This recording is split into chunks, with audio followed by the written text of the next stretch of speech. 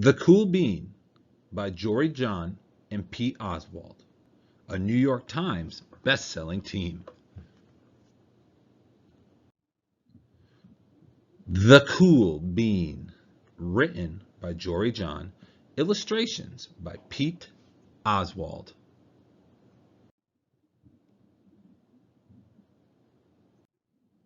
Watch out! Here come the cool beans. The cool beans. Oh yeah, check out how they move. Look at the way they swagger. Notice their sunglasses. Yow! The cool beans are known all over school, from house to house, across town, beyond county lines. In the olden days, last year, we were all one big pot of beans. We were a mixed bag, but somehow it worked. Yep, those were the good old days. And then we stopped seeing each other as much. That's just how it is sometimes. You spend less time together, even though you're not totally sure why. I watched as the beans I knew so well, the beans from my own pod, became the cool beans. Oh, they were so cool. One of them could play the guitar. Cool. One of them could draw the best superheroes. Cool. One of them could jump higher than any bean I'd ever known. Cool. Me? Well, I mostly stayed the same. Sure, I made some small changes. I wore sunglasses. Too big. I slicked my hair back. Too slick. I strutted around. Ow! I swaggered. Oof! I was still picked last for everything. My clothes never seemed to fit. I snorted when I laughed. I walked into stuff. Whoomp! I started thinking of myself as just a common bean with no special skills. I couldn't compete, so I didn't even try.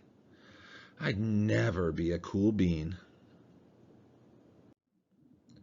It seemed like there were two types of beans in the world. There were the cool beans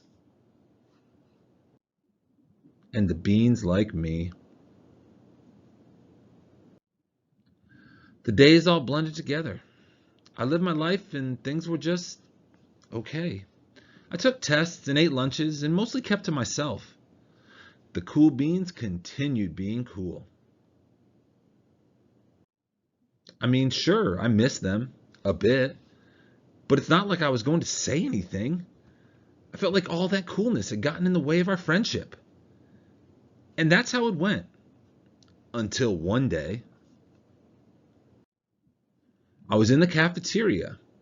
I dropped my lunch on my loafers. Oh no, not again. But then something sort of miraculous happened. Out of nowhere, one of the cool beans helped me clean it up. He didn't even say anything. He just gave me a nod. That was it. Later, I was out on the playground. I tripped and scraped my knee and maybe cried a little bit, and everybody saw it.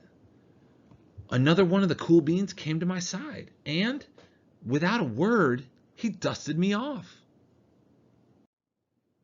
That afternoon, I was sitting in class. I wasn't really paying attention. I didn't notice, but our teacher had called on me. Everybody stared. I sat there in silence. Nobody said anything. And then, everybody just laughed at me. That was it.